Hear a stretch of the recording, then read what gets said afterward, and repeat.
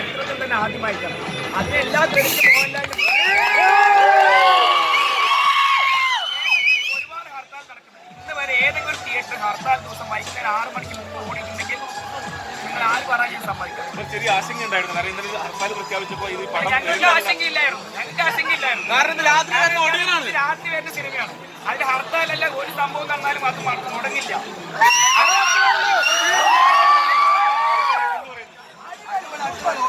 പോലെ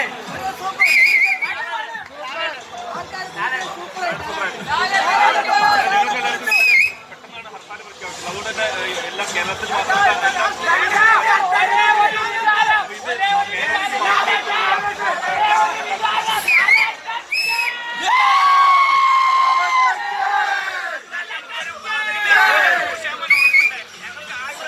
രാവിലത്തെ show correct ടൈമിൽ ഇടാൻ പറ്റുമോ എന്നുള്ള ടെൻഷൻ മാത്രമേ ഹർത്താൽ നടക്കുന്നത്.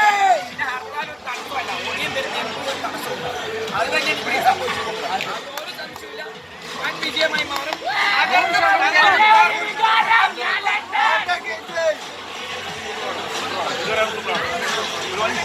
പാലക്കാട്ടില് 100%